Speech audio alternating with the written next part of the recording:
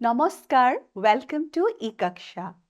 I am Kosturika Kuti and today we are going to start part 2 of chapter 6, class 7 English, which is Dhunu's guitar.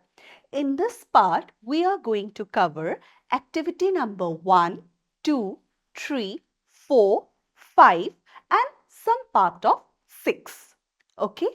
আজি আমি ধুনুচ গীতাৰ পাঠটিৰ part 2 আৰম্ভ কৰিম। এই পাৰ্টটোত আমি এক্টিভিটি নম্বৰ 1, 2, 3, 4, 5, 6ৰ কিছু অংশ কভাৰ কৰিম। চ' আহাচোন চাওঁ ফাৰ্ষ্ট এক্টিভিটিটোনো কি? Activity number 1. Let's find out how much we have understood. আমি কিমান বুজি পালো আমি জানো আহা। Question number A.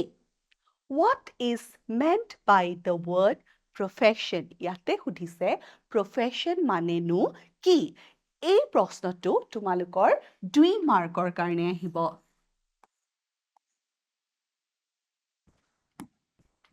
ওকে, এতিয়া 2 মাৰ্কৰ কাৰণে তোমালোকে কি লিখিবা? প্ৰফেশ্যন কি আছিলে? আমি যেতিয়া ডাঙৰ হৈ কিবা এটা কাম কৰোঁ, যাৰ পৰা আমি উপাৰ্জন কৰোঁ, হয়নে? তাকে আমি প্ৰফেশ্যন বুলি কওঁ। চ' আহাচোন আমি কেনেকৈ লিখিছোঁ আনচাৰটো চাওঁ। The job that we do to earn money when we grow up is called a profession. ঠিক আছে? Where is Dhunu from? Dhunu ক'ৰ পৰা আছিলে? ক'ৰ পৰা আছিলে Dhunu? Dhunu is a young girl from Kalaria village near Soigao in Kamrup district of Assam. এইটো আকৌ তোমালোকৰ 2 মাৰ্ক কাৰণে আহিব। আৰু এইটো তোমালোকে ভালকে পঢ়ি ল'বা কিয় জানানে কেতিয়াবা MCQ আহিব পাৰে তোমালোকক চইচ দি দিব ঠিক আছে সো সঠিক অপচনটো বাছি উলিয়াবলে তোমালোকৰ এই বস্তুটো মনত ৰাখা দৰকাৰ নহলে কনফিউজ হৈ যাবা Who made the film Village Rock Stars? এইটো very important question ঠিক আছে Village Rock Stars চিনেমাখন কোনে নিৰ্মাণ কৰিছিল Rima Das made the film Village Rockstar. Rima Das. এতিয়া এইটো 1 নম্বৰৰ question আৰু almost এইটো certain question আহিবই। What is the name of Dhunu's brother? ইয়াতে সুধিছে ধুনুৰ ককায়েকৰ নাম কি আছিল? কি আছিল? Manavendra was the name of Dhunu's brother. এইটো তোমালোকৰ 1 নম্বৰৰ প্ৰশ্ন। Number E. Why did the village women often scold Dhunu? এতে সুধিছে যে যিখিনি গাঁৱৰ মহিলা আছিলে সদায় ধুনু কিয় খং কৰিছিল ঠিক আছে কিয় খং কৰিছিল আমি জানো কাৰণ ধুনুৱে প্ৰায়ে নিজৰ ল'ৰা বন্ধুৰ লগত খেলিছিলে আৰু ল'ৰাই খেলা খেল খেলিছিলে হয়নে নহয় সো এই গোটেই আনসাৰটো তোমালোকৰ 2 মাৰ্কৰ কাৰণে আহিব The village women often scolded Dhunu because she behaved like a boy and played with boys instead of girls. What did Dhunu's mother tell the women who scolded her daughter? Eto tumalokor 2 markor karne ahibo. এতিয়া ইয়াতে কি সুধিছে জানা যিসকল মহিলাই ধুনুক সদায় খং কৰিছিল সেইসকল মহিলাক ধুনুৰ মাকে কি কৈছিল যে মোৰ যেতিয়া স্বামীৰ মৃত্যু হৈছিল তোমালোকতো কোনো আহা নাছিলা মোক সহায় কৰিব মই অকলে পুৰুষৰ কাম মহিলাৰ কাম অকলে কৰিব লগা হৈছিল হয়নে নহয় সো আনসাৰটো কেনেকৈ লিখিছো চোৱা Dhunu's mother told the women who scolded her daughter that none of them came to help her after her husband's death. She has been doing both a man's job as well as a woman's job, earning money and looking after her children, her animals and her land. So, yate teo hei kothatuke kole. Number G. What did Dhunu decide to do after meeting the musicians at a local event. এইটো তোমালোকৰ 1 মাৰ্কৰ কাৰণে আহিব। এতিয়া ইয়াতে কৈছে ধুনুৱে যেতিয়া মিউজিচিয়ানছখিনিক লগ পাইছিলে, ঠিক আছে, বাদ্যকৰ দলটোক লগ পাইছিলে, তাৰপিছত ধুনুৱে কি নিৰ্ণয় কৰে? After meeting the musicians at a local event, Dhunu decided to form their own band. নিজৰ এটা band, নিজৰ এটা দল গঠন কৰিবলৈ ধুনুৱে নিৰ্ণয় লৈছিল। Number 8. What plan did Dhunu propose after she realized that she could not afford to buy guitar? ইয়াতেও marks তোমালোকৰ 2 থাকিব, ঠিক আছে? এতিয়া ধুনুৱে কৈছে যে ঠিক আছে, আমি বাৰু এফৰ্ড কৰিব নোৱাৰো গিটাৰ এটা, সঁচা গিটাৰ এটা আমাৰ কিনা সমৰ্থ নাই। এতিয়া অল্টাৰনেট প্লেনটো কি ভাবিছিলে ধুনুৱে? যে সিহঁতে ষ্টাইৰোফোম গিটাৰ বনাব, হয়নে নহয়? ষ্টাইৰোফোম ইনষ্ট্ৰুমেণ্টছ বনাব আৰু সেইবিলাকে বজাই সিহঁতে ফূৰ্তি কৰিব, হয়নে নহয়? চ' সেই কথাখিনিকে আমি ইয়াতে লিখিছোঁ, চোৱা। The plan that Dhunu proposed her friends after she realized that she could not afford to buy a guitar was to make styrofoam musical instruments and found their happiness by playing with styrofoam instruments. বুজি পালা?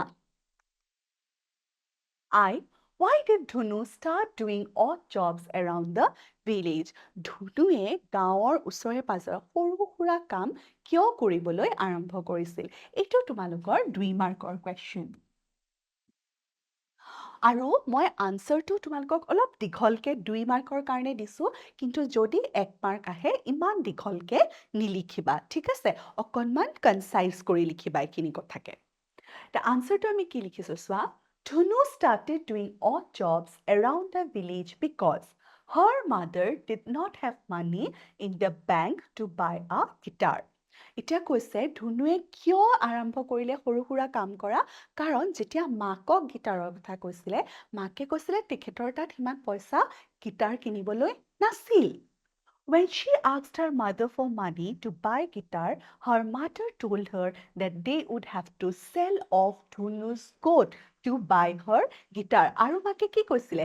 যে আমাৰ যিহেতু ইমান পইচা নাই, আমি আমাৰ যোনটো পেট, মানে ধুনুৰ যোনটো পেট গোট, ছাগলী, কি নাম আছিলে? মনত আছেনে কাবাৰ? মুনু, হয়নে? আমি মুনুক বেছি দিব লাগিব, তেতিয়াহে আমি গিটাৰ এখন কিনিব পাৰিম, ঠিক আছে? So in order to earn money to buy a guitar, she started doing odd job. আৰু সেইকাৰণে তাই সৰু সুৰা কাম কৰি পইচা উপাৰ্জন কৰিবলৈ চেষ্টা কৰিলে, যাতে তাই পইচাখিনি সেভ কৰি পেলাই গিটাৰ এখন কিনিব পাৰে। বুজি পালা? এতিয়া এইটো তোমালোকে যদি ছুটিকে 1 মাৰ্কৰ কাৰণে লিখিব লাগে, তেতিয়াহ'লে তোমালোকে এনেকৈ লিখিব পাৰা। Dhunu started doing odd jobs around the village because her mother did not have money in the bank to buy a guitar. এইখিনিতে তোমালোকে এইটো বস্তু চেছ কৰিব লাগিব যদি 1 মাৰ্কৰ কাৰণে আহে, আৰু 2 মাৰ্কৰ কাৰণে আহিলে বহলাই লিখিবা। J. But Dhunu believes that if you really want something and work towards it, you can achieve it. এতিয়া কৈছে কিন্তু ধুনুৰ বিশ্বাস আছিল যে তুমি সঁচাকৈ যদি কিবা এটা বিচাৰা আৰু সেই লক্ষ্যটোৰ প্ৰতি তুমি যদি কাম কৰি যোৱা, তুমি সেই লক্ষ্যত উপনীত হ'বাই। এতিয়া কি সুধিছে জানানে কুৱেশ্যনটোত? এই বাক্যশাৰী, ঠিক আছে, ধুনুৰ কেৰেক্টাৰৰ বিষয়ে আমাক কি কয়? চ' এইটো তোমালোকৰ 1 বা 2 মাৰ্কছৰ কাৰণে থাকিব। Dhunu is a practical and hard-working girl. Dhunu Virat practical হয়, ঠিক আছে, আৰু hard-working, খুব কষ্ট কৰিব পাৰে। Dhunu suggests that if someone really wants to achieve something, he or she would have to work hard to achieve that goal. আৰু ধুনুৱে আমাক কি suggest কৰে, কি পৰামৰ্শ কৰে, যে আমি কষ্ট কৰি গ'লে আমি আমাৰ লক্ষ্যত উপনীত হ'ব পাৰিম। বুজি পাইছা? Activity number 2. Given below is the summary of a part of the lesson Dhunu's guitar. এতিয়া আমাক পাঠটিৰ সৰু summary এটা দিছে, ঠিক আছে? পাঠটিৰ কিছু অংশৰ। There is some wrong information in it, আৰু সেই যে অংশটোত কিছুমান ভুল তথ্য আছে। Underline the wrong information, make corrections and rewrite the summary. কৈছে সেই ভুল তথ্যখিনি তোমালোকে প্ৰথমতে কি কৰিবা আন্ডাৰলাইন কৰি ল'বা আৰু তাৰ পিছত সেইখিনি শুদ্ধকে নতুনকে পেছেজটো লিখিবা Dhunu's guitar is the story of a young 11-year-old girl who lives in Kalaria village with her mother. এতিয়া তোমালোকে কোৱাচোন এইখিনিতে কি ভুল হৈছে ধুনুৰ বয়স কিমান আছিলে 10 বছৰ ইয়াতে কিমান আছে 11 year old so ভুল হৈছে হয়নে they are quite well off তেওঁলোক বিৰাট ধনী আছিলে জানো নহয় হয়নে Dhunu has a pet monkey. Dhunur এটা পোহনীয়া বান্দৰ আছিলে জানো? নহয়। কি আছিলে? Goat. She loves to spend time with her monkey. আকৌ monkeyটো নহয় ভুল হয়নে? One day, Dhunu and her friends come across some cricketers. এদিন ধুনু আৰু ধুনুৰ লগৰ কেইজনে ক্ৰিকেটাৰ্ছৰ সন্মুখীন হৈছিল। হয় জানো? ক্ৰিকেটাৰ্ছ আছিল জানো? নহয়, musicians হয়নে? At a local event. She is fascinated by the band and their musical instruments, especially the guitar. She dreams of owning one herself and forming her own dance band. Dance band বনাম বুলি ভাবিছিলে জানো ধুনুৱে নহয় হয়নে নহয় with her friends someday but she's too poor to own a guitar so she and her friends make clay guitars clay পৰা বনাইছিলে নেকি মাটিৰ গিটাৰ বনাইছিলে নেকি নিশ্চয় নহয় কিহেৰে বনাইছিলে styrofoam হয়নে so এই ভুলখিনি আমি শুধৰাই পেলাই প্যাসেজটো আকৌ এবাৰ লিখিছো সোৱা Dhunu's guitar is the story of a young 10-year-old girl who lives in Kalaria village with her mother. They are quite poor. Dhunu has a pet goat, who she loves to spend time with. One day, Dhunu and her friends come across a group of boys practicing music at a local event. She is fascinated by the band and their musical instruments, especially the guitar. She dreams of owning one herself and forming her own music band. কি বুলি আছিলে? Dance, হয়নে? With her friends someday. But she is too poor to own a guitar, so she and her friends make clay নহয়, styrofoam guitars and play on them. All. Activity number 3. In the lesson, we have read that Dhunu faced many difficulties in life because she was poor. So, আমি পাঠটিত পঢ়িছো যে ধুনুৱে জীৱনত বহু বেছি অসুবিধা ঠিক আছে সন্মুখীন হৈছিল কাৰণ তেওঁলোক বহুত দুখীয়া আছিল She never gave up hope and faced life cheerfully and bravely.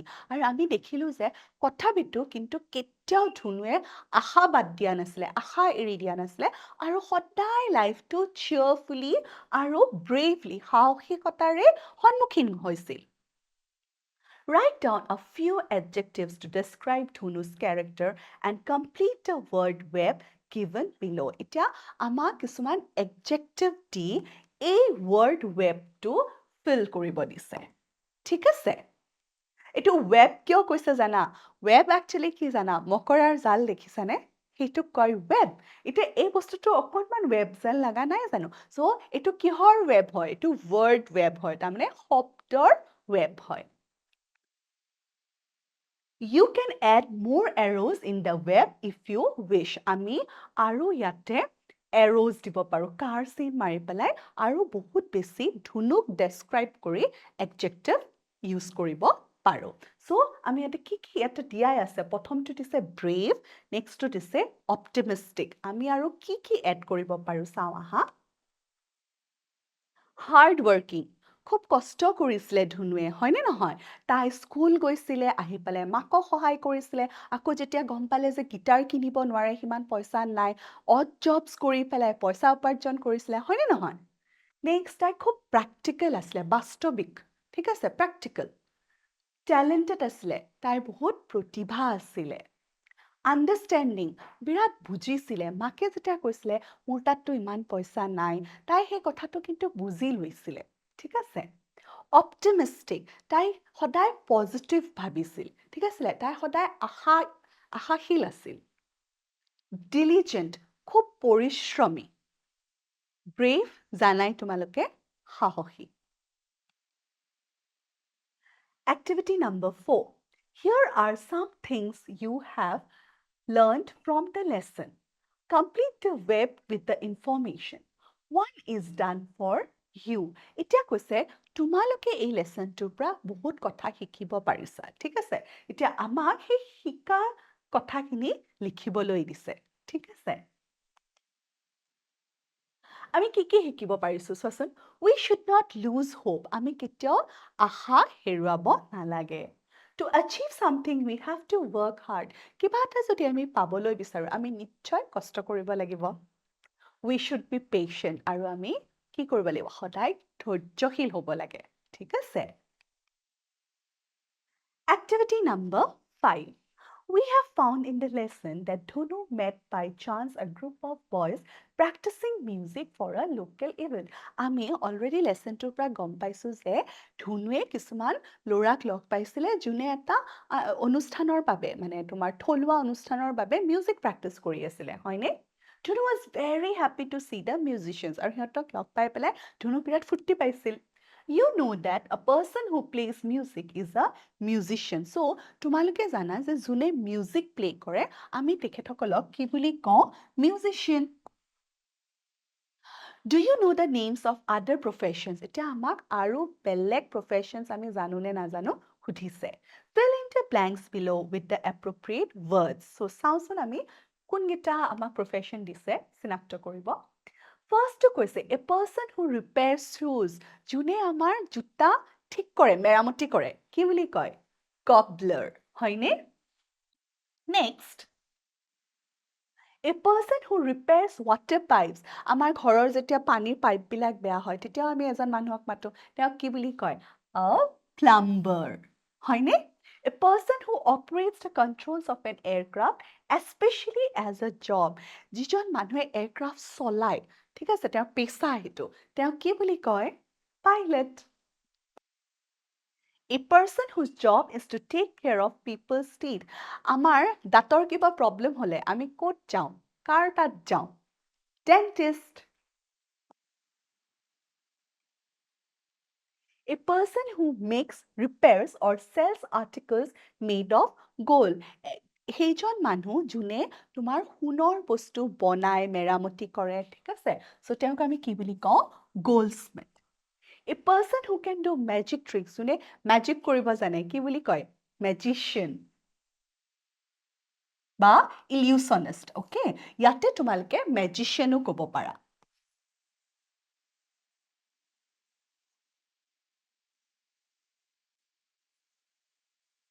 এইটো both are correct ঠিক আছে A person whose job is to cut men's hair and sometimes to shave them আৰু যিজন মানুহে আমাৰ পুৰুষসকলৰ চুলি কাটে কি বুলি কয় barber A person who takes care of gardens যোনে আমাৰ গাৰ্ডেনখন বাগিচাখন চোৱা চিতা কৰে কি বুলি কয় gardener hall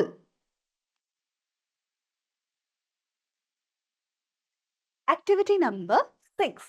Read the following lines and look carefully at the words printed in italics. They give the answer to the question whose. এতিয়া কৈছে এই বাক্যশাৰী তোমালোকে ভালকে পঢ়িবা আৰু যোনটো মানে শব্দ তোমালোকৰ ইটালিক্সত আছে সেইটো শব্দয়ে আমাক এটা প্ৰশ্নৰ উত্তৰ দিছে প্ৰশ্নটো কি জানানে whose The italicsত থাকাটো কোনটো চোৱাচোন The name of the lesson is Dhunu's guitar.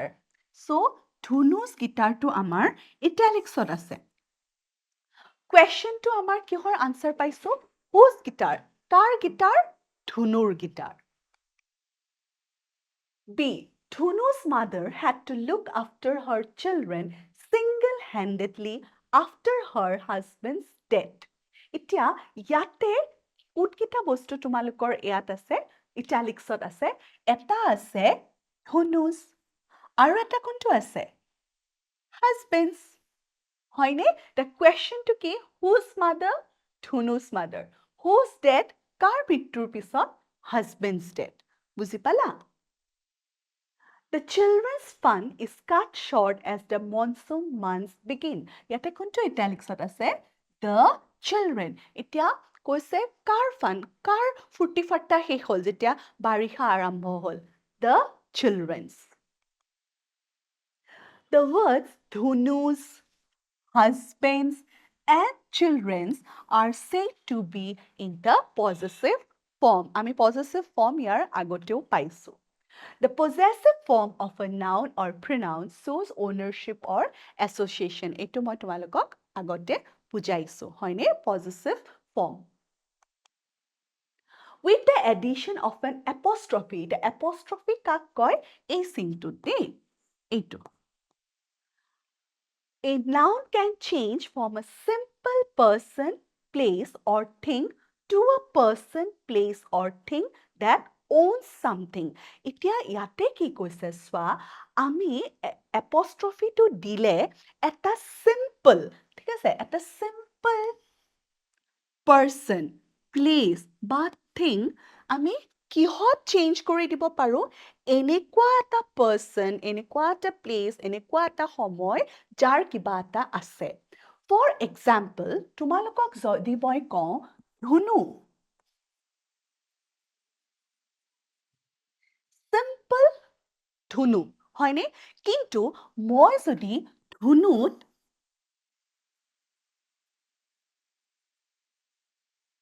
apostrophe এটা লগাই s এটা লগাই দিও তেতিয়া কি হৈ যায় জানানে ধুনুষ তাৰ মানে ধুনুৰ কিবা এটা আছে এটা ধুনুৰ কি আছে কি তাৰ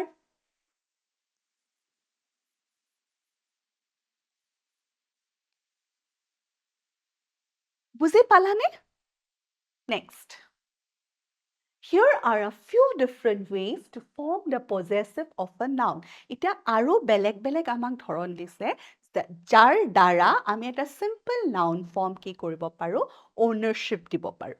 Jene if the noun doesn't end with an s add s apostrophe s to the end of the noun. For example, মই যোনটো তোমালোকক এতিয়া কলো so ধুনুটো s ত end নহয় গতিকে আমি কি add কৰিম apostrophe s. Guitar was made from styrofoam. বুজি পালা অলপ আগতে যোনটো উদাহৰণ দি মই তোমালোকক বুজালো. Next, this is a picture of Dhunu and her goat. The goat is Dhunu's pet. So, আমি ধুনুৰ লগত কি add কৰিলো apostrophe s. বুজি পালা? Number 2. If a proper name or proper noun ends with an s, you can add an apostrophe or an apostrophe and an s for example. Ite yate ki koise swa. Rima Das to kihot শেষ হৈছে এছত শেষ হৈছে হয়নে so এটো আমি ৰিমা দাসৰ হেতু কবলে হলে কি কৰিব পাৰো ইয়াতে এটা apostrophe add কৰিব পাৰো দেখা পাইছানে তোমালোকে ঠিক আছে নেক্সট আৰু এটা কি কৈছে চোৱা Rima দাস's movie Village Stars won several awards আমি অকল ইয়াতে apostrophe টো দিও বুজাব পাৰো যে ৰিমা দাসৰ আৰু নহলে আমি এই যে apostrophe s টি আমি কৰো হেতু আমি rule ইয়াতে apply কৰিব পাৰো বুজি পালা Number 3 after a plural noun that ends in s add an apostrophe The names of Dhunu's friends are Rinku, Bolaram, Vishnu, and Bhaskar. She liked playing boys' games. Ita yate ki koise swa. Jodi plural noun thake. Jetia plural noun thake, tetia amar spelling bila keneko hoy. Thora girl.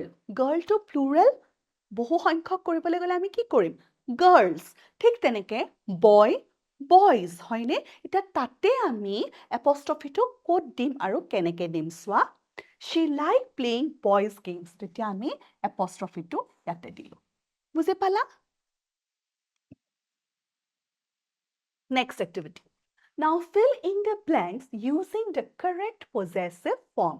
আমাক এতিয়া এয়া খালি ঠাই দিছে আমি correct possessive formৰে এইটো পূৰ কৰিব লাগিব আমি পঢ়ি চাওঁ আহা Number 8 This is Dhunu. The tea stall belongs to her mother.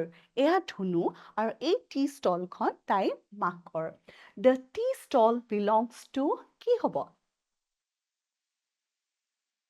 ধুনু's mother হয়নে আমি ধুনু লিখিলো তাৰপিছত আমি এতিয়া apostrophe এটা দিম আৰু s দিম বুজি পালা next She even does jobs normally done by a man. She does কি হ'ব ইয়াতে men's job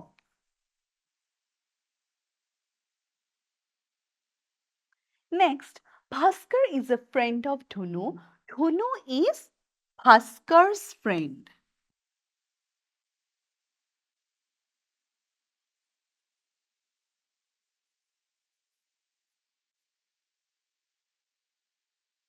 The cars belong to the director. They are the director's car.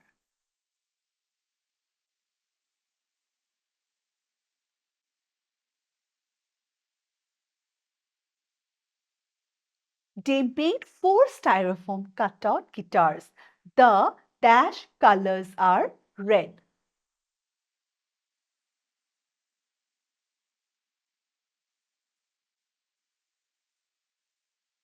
এতিয়া চোৱা ইয়াতে এইটো guitars তাৰমানে কি plural noun হয়নে plural formত আছে so আমি এইটো ইয়াতে দিম apostrophe বুজি পালা So with that we have come to the end of this video I hope you liked the video see you in the next video thank you